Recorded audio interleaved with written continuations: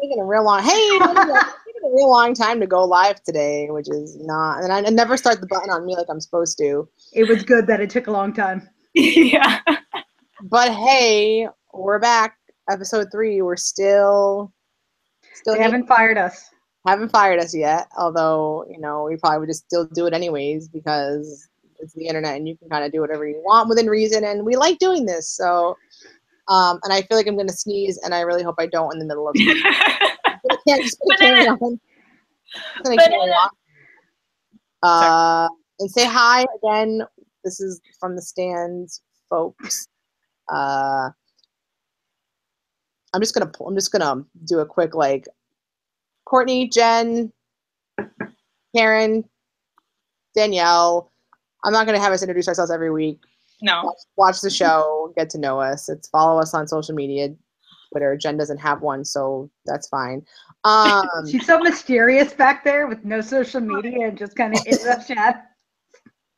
We're also, I'm just going to say it. You can't really see it. I don't want to move the screen, but we're in Star Wars onesies today because it's so cold. Oh, I guess we're going to do this. It's so cold. We had a Star Wars movie. So there's that. Since we opened with Star Wars last week, we'll do a little ode to Star Wars this week.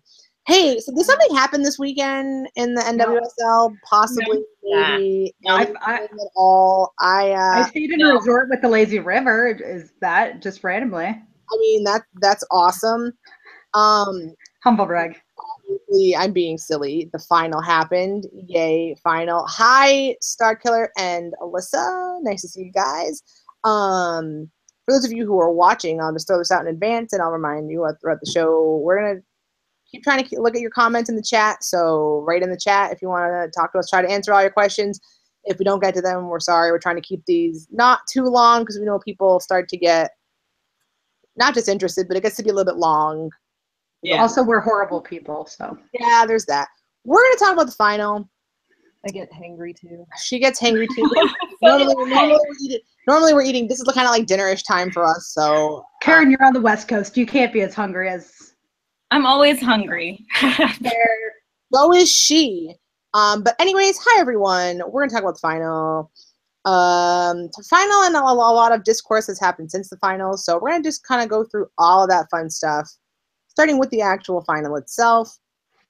Again, if you have watched the show, you know there's kind of really not so much a format. It's kind of just go. So if you're new to watching us, spoiler alert, there's really not really a format. We just kind of go with it. So we'll start with Danielle, who was there and experienced it in person in all its glory. So your thoughts on the final, and I'm going to keep an eye on the chat. So if you have some comments, talk to us. Yeah, so some of the stuff I want to talk to is in the second part that we'll probably get to. It was a lot of fun to be there in person. When I checked Twitter on half, maybe it wasn't as fun to watch on TV. But, I don't want to say enjoyed. It was a interesting game. It was chippy. We all saw that, which definitely set the mood in the stadium. But trying to figure out how to say it without losing friends and all that. I think the story of the game, you kind of go down to, is the ref good? You can tell by not knowing who it was, and I think we all know who the ref was. And I think the reffing was the story of the game, which is a damn shame. Because it's two talented teams, and it goes down to, in the third minute, the tone was set, and it shouldn't have been set in the third minute, and it affected the last 87 minutes, which isn't great for the final, but it is what it is. I think the team I thought was going to win did. I did think Portland was going to win. No disrespect to the Courage. I just think that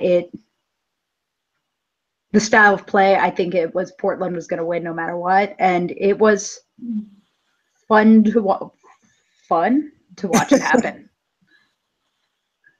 So, alrighty, just a word to the chat. I see the questions, some of the questions coming in. We will get to them once we get kind of into our like miscellaneous section of the show.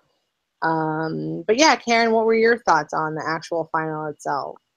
And it was rough to watch, honestly. As somebody who wasn't rooting for either team, I mean, if anybody watched the episode last week, I definitely said that I wish there was a way for both teams to lose, which there's no way for both teams to lose. But I was just watching as like an interested WOSO fan. And it was rough to watch. If you're a fan of women's soccer, if you're a fan of soccer, honestly, it was rough to watch. Just because it was so chippy, like Danielle said. And yeah, it came down to the ref, and that's always a bummer. And I know some people were trying to kind of come to her defense, and I don't like crapping on referees or any individuals anyways, but I think there's a level of experience that needs to be there for a final, and it wasn't there. And that's a bummer, because it did kind of dictate the rest of the game, and the rest of the game was really super unfun to watch, for me, at least. I'm sure it would have been like way more exciting and stuff if I'd been in the stands, but I was watching by myself in a room by myself. And so I was just sitting there like, this is the worst. I wish this would end. Like by the 80th minute, I was like, is it over? Mm-hmm. Why 4 minutes of extra time? Just end it. It ended. Yeah. That's like the whistle. Yeah. So yeah, that was kind of a bummer. I mean, it was a beautiful goal. Portland scored a beautiful goal. That said, I think Lindsay Horan probably deserved at least 3 yellows during that game before she scored that goal. So that's awkward. And again, I'm not just saying this to like piss Portland people off, because I think they have a great fan base, and I get why they would support their team and support the individual players who were maybe a little chippier than others. But like, really, she deserved at least 3 yellows before she scored that game or that goal. So that was a bummer for North Carolina. But them's the breaks. That's the sport. And that's what happens sometimes. So props to Portland because they pulled it off. So yeah, I guess that's kind of my thoughts on the game. It was so chippy that I just couldn't see anything else that was happening. It was just like the whole game, I was just like, this is so bad. Somebody's gonna die. Somebody is already in a sling. Like, please don't kill any more players. And now we have 2 players that are injured on the U.S. women's national team roster. So great work, final. Yeah. So there you go. I'll pass the torch. Oh, pass the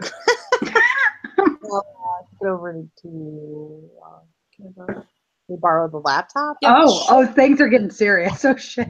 Save this for okay. Oh my god. Portland, look at me. You see me? Oh my god. You see my face? You remember when you won the championship in 2013? Yeah. Okay, great. Courage. You also. Look at my face. Do you remember when you won the championship last year? Yeah? Perfect. You know you're better than this. Technically, it was the Flash. Get your hand off the mic, apparently. Like, you both know that you're better than this. You both won championships before. You both know that you're better than this. What are you doing? That being said.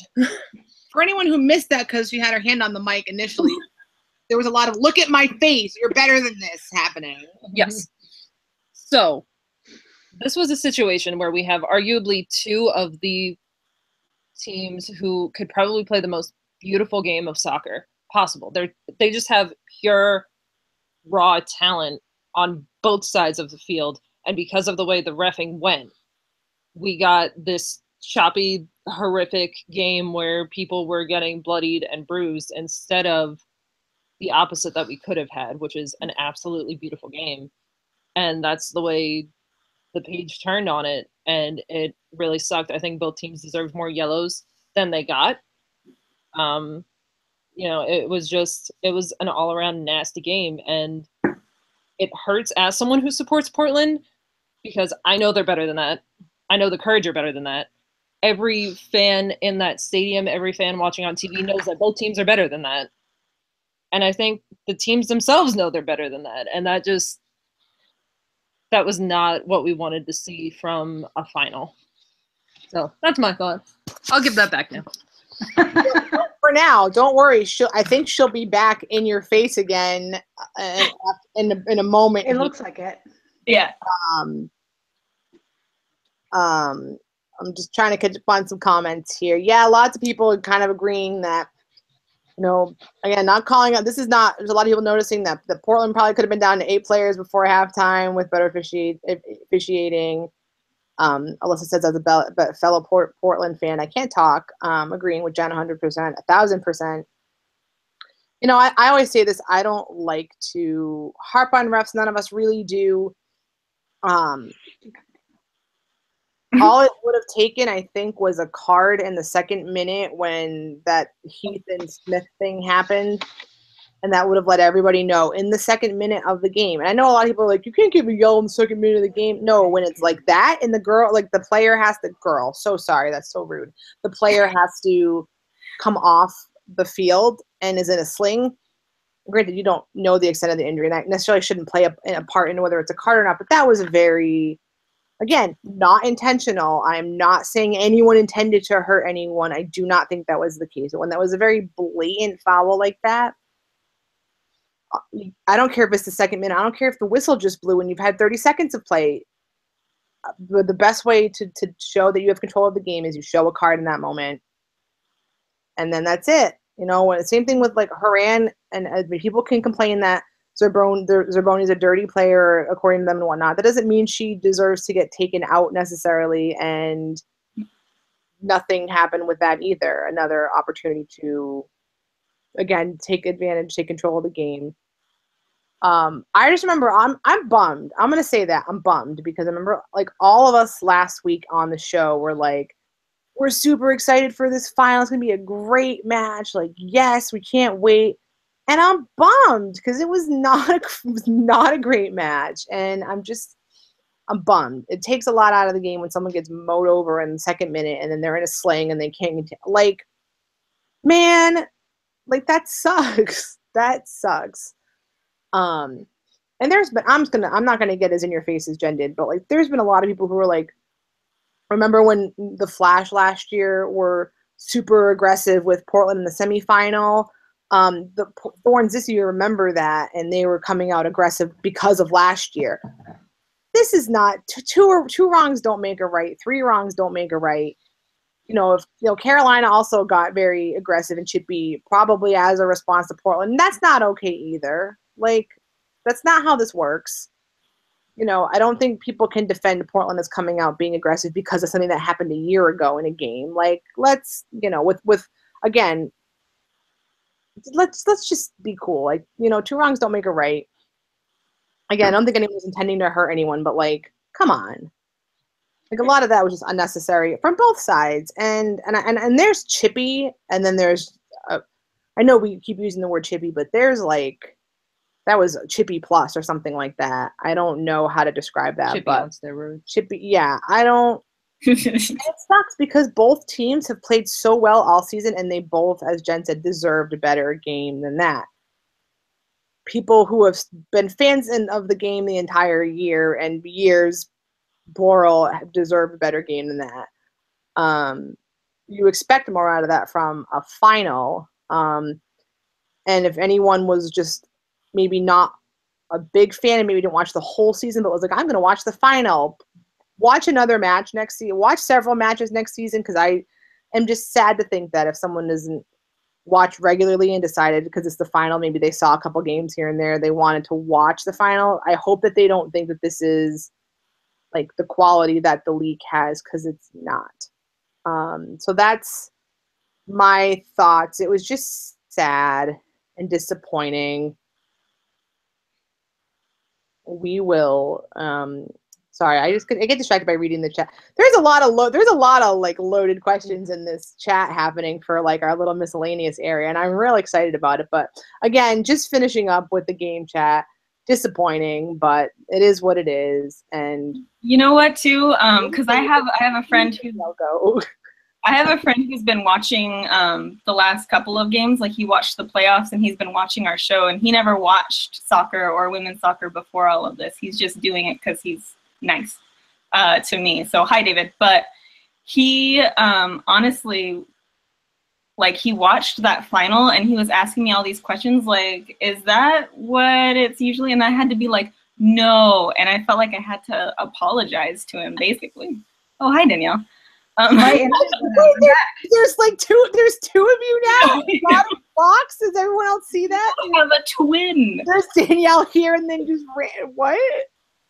I'll fix it. I'm fixing it. No, it's fine. It's just weird. there's like blue Danielle and red Danielle.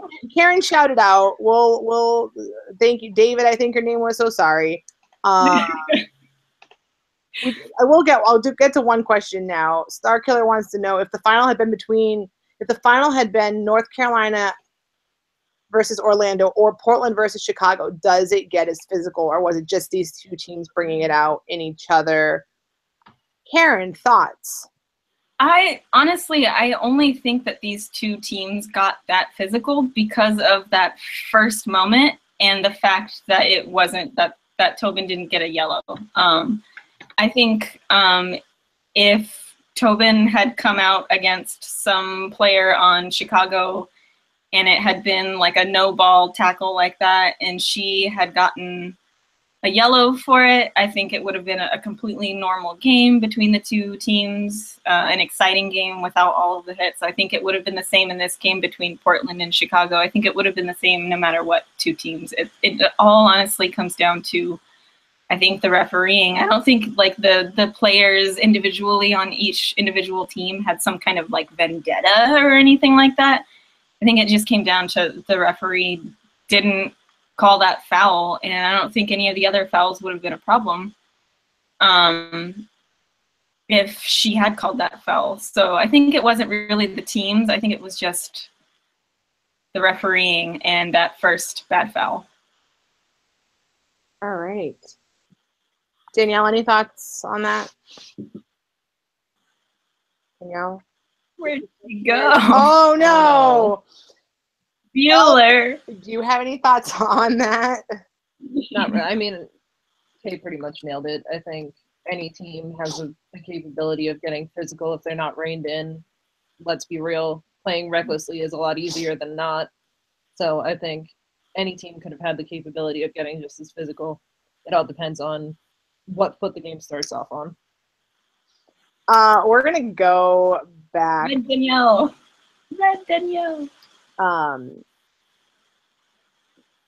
I don't know where Danielle is, so sorry. So as I mentioned earlier, some things came up as a result of the game and the final. I'm gonna just do this and give it back over here first and let Jen talk to the people, talk to her people again. I'm not going to have people after this. With the preface of saying who watch this show and who watched off the post that Jen is like a big time Portland fan, so I'm going to hand it over. With that preface, though. Yeah, so my problem, obviously I have a problem with the way the game was played. I don't know where the mic is on this thing. Put it on your lap. So we all have an issue with the way the game was played. I have a bigger issue with the fans,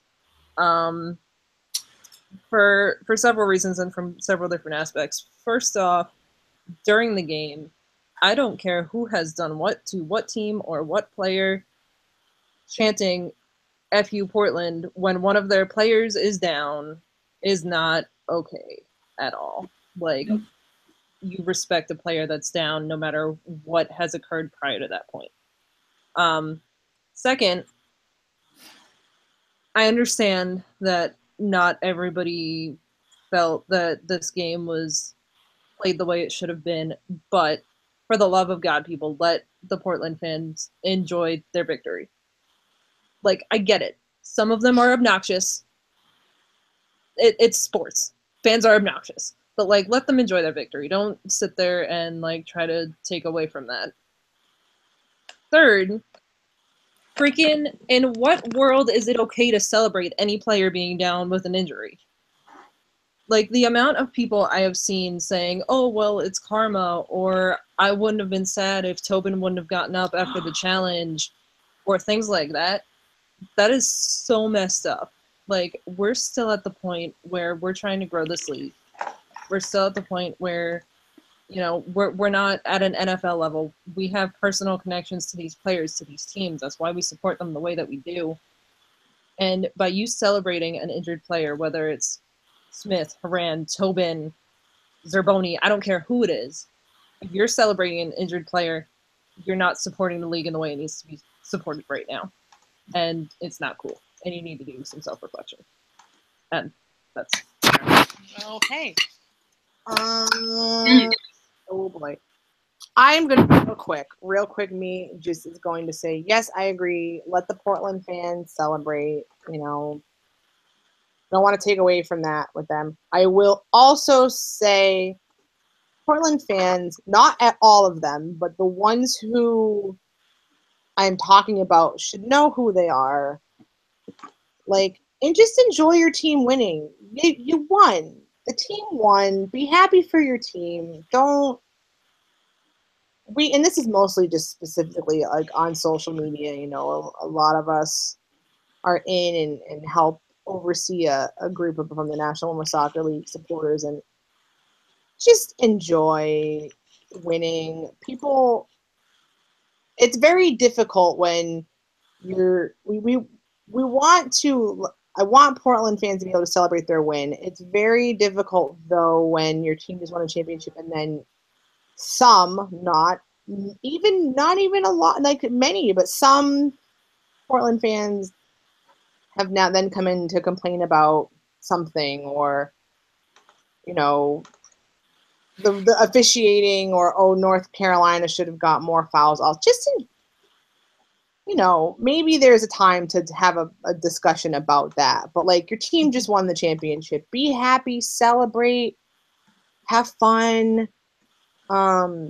there is a time for that, and that time is coming. But right now, like, we know there's things we gotta fix. But right now, friggin' enjoy it. let it And happen. everyone else, let them enjoy it. Like that's it. I'm gonna go to Danielle while her internet still works, because Oh, I'm on my phone now, so if my Wi-Fi goes out again, I'll just use all of my data, which worth it, guys. You guys are worth it.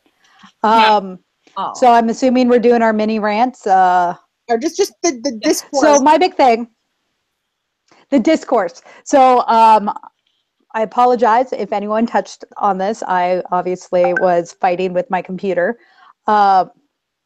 So I've seen a lot about, I know over the weekend they were saying they haven't figured out if it was going to be a predetermined side or not, or if it was going to be top seed, which I see the merits for both. But I will tell you, as somebody who's been to the last 4 finals, so 4 of the last finals, I've watched something really special to develop, and that is watching this become a destination and an event. So, you know, my first final, which was the second one, was in Seattle. We had a week to plan. I spent damn near $700 to get there. Worth every penny, don't get me wrong. But that means that the only traveling fans would have been from the away team. Then Portland got it. And it was, one, we were able to buy our tickets a little earlier. And 2, there were fans there from other teams. I remember talking to a Spirit fan because his team had a chance. And then something really special happened last year, and that was Houston. And it was there were supporters from almost every team in the league there. Houston was a great host. A lot of Portland fans made the trip. And it was like that this year. At the supporter meetup the night before, 9 out of the 10 groups were represented. The only one I didn't see there was Seattle, which is fine because that's pretty long ways to travel for your team not being there. But I talked to people from Cloud9, from the Houston supporters group, obviously Portland. And these are the most there's no way of saying this without sounding full of myself, but I'll say these are the most passionate fans in the league. Those of us in supporters group, we're the ones who will spend $700 if we have to watch our team, but we're able to do it a lot easier now that we knew it was going to be in Orlando at the last final. Let's be honest. So us being able to make a weekend out of it, make an event. Jen Cooper has her WoSoCon the morning of, and people can go to that. We had a tailgate with, again, people from 9 out of the 10 supporters group. We did karaoke the night before with almost every supporter group represented by that, which was very interesting. So the idea of going back to top seed to me feels like it's a step backwards. So there's that. And then there's a lot of talk about maybe giving it to one particular city again. And I swear to God, we're not picking on this particular fan base because I freaking love Portland. I went there, top class, the fans, awesome. I stood with Portland fans on Saturday. But if we go back to Portland, to me, so soon, it shows we don't care about growing the game. And I get we have to make money, absolutely, 100%. The attendance was lower than it should have been. But, we haven't had a game in the Midwest, and I don't want KC to have it. That is not my KC bias coming out at all. I don't think we deserve it, actually, right now. But Chicago plays in an MLS stadium, which means it has TV. They have, they are one of the longest franchises in women's professional soccer in the United States. They have a great fan base. Chicago local already has ideas in their head of how to host a final. Let them do it. Yes, I get that the public transportation isn't as easy. But you know what? There's an airport 2 miles away. Pretty convenient. Just let's give these other places a chance. Let these markets grow. Because I know people who I hung out with this weekend that if we went right back to Portland, will not make it a destination again, which is unfortunate because, again, great facilities, great people, great host, but it's just going back so soon just rubs the most passionate supporters the wrong way. And I've been rambling, and I've probably not made some friends, but that is my supporter group and feedback coming out. Before we go to Karen, I just want to say, kind of to echo Danielle's point, I know we've been talking a lot about Portland and Portland supporters, and Jen is one of the hugest Portland fans. And we're, like I said, what you see is what you get. The opening of episode 1, what you see is what you get. We have a lot of opinions, but Jen's a huge Portland supporter, which is what she said what she said because she realizes, some things are cool and some things are not cool, and I'm not a huge fan of the Thorns at all, but I even have come across Portland fans at several Flash games when they were in New York, and I thought they were great. Awesome. I think some of the coolest fans in the league. And we're not trying to, I'm not going to be oh, you're backpedaling now. No, I stand by everything that I said. We all do, or we wouldn't have said it, but I just want to make that clear that we're not saying anything in order to be disrespectful or to crap on any team or fans or anything like that. That's not, you don't grow the game that way. And that's not, all of us are about growing the game, not the other way around. But like I said, what you see is what you get, and we're going to share our opinion. But I do just want to say sometimes things come across like we're kind of going after a team, but we're not. We love you all, teams, supporter groups, everyone. We love you all. And then I love most. Well, okay, well, that's fine. Except Seattle, because you didn't show up. Oh. Rude. It's like a diagonal cross country. That's a long. I'm just kidding, Seattle. I'm just kidding. Hey. Anyways, Karen. Oh, one last thing though. I forgot, and I like to talk, so I guess I just interrupted everyone because I'm rude. The reason that there were so many Portland people were able to make that trip across country was probably they had their tickets before the semifinal. So just putting that out there. And Karen, let's hear, any other kind of thoughts that the final fiesta brought and whatnot. Yeah. just piggybacking off of what everybody else said, I think if they do decide to make it not top seed and they decide to put it in Portland, what that proves to me is that the league believes that optics are more important than growing the game, and I don't think that that's right. Portland is an amazing place for women's soccer. It's an amazing place for soccer. It's the biggest soccer city, I think, probably, I would say, in our entire area of the world. And they've proven that. I think even if you had two teams that weren't the Portland Thorns, you would see a bajillion Portland Thorns fans in the stadium. It would be packed. It would look really good on TV. You would see people just like swarming the stands everywhere. And they're amazingly passionate fans. But that's why we don't need to put all of the NWSL eggs in that basket. They're going to show up no matter what. And so you don't need to give everything to that city, because if you give them all of the games, you give them all of the finals, you put all of your money into that one market, you're going to have all of these other markets like Chicago and FCKC and Seattle and North Carolina and DC. You're going to have all of these other teams that aren't getting that kind of attention, aren't getting that kind of marketing. And that's what all of these teams need, so that they have the amount of fans and the good front office that Portland has and the money that they have and all of these things that Portland has that other teams don't have. They're not going to get that if you're just like constantly like, oh, well, let's make all of the finals in Portland because people show up. Yeah, people show up because they're going to show up, but these other teams need to have games that, and they need the money that these games are going to provide for their teams. So if you're just like constantly throwing everything at Portland, you know, that's good for their fans and stuff, and they're great fans and they deserve all of the credit that they get, obviously, but it's not going to do anything to grow the game.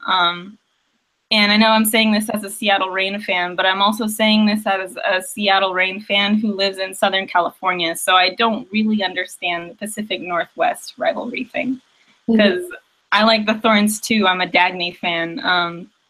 So, I mean, it doesn't make any sense to put all of the NWSL like money and effort into this one market in this one place. Because I mean, as somebody from SoCal who doesn't have a team, like obviously none of these decisions make that much of an issue for me, because I don't have the money to go travel to any of these games or anything like that. I don't have a job, but just to point that out, I had to, you know, I've done it in episode 2 and episode 1, so I had to. But like, I know that this isn't going to affect me, but the success of the league does affect me, and that I'm a fan of the league. And I think a lot of times fans who don't have a team that they can travel to readily get kind of brushed to the side. And I'm not saying that in a bitter way. We just do because we don't spend the kind of money that people who go to the games do spend.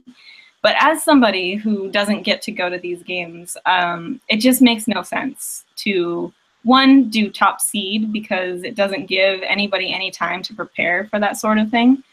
And two, to just have it in Portland every single year. I think you have to put faith in different fan groups, in different supporters groups, and you have to put faith in different teams and different front offices, and that's what needs to happen. And it's going to be a risk, maybe, depending on who the team is, depending on where it is, but you need to take risks because we need to grow the league. Boom. And just oh, there's an echo now.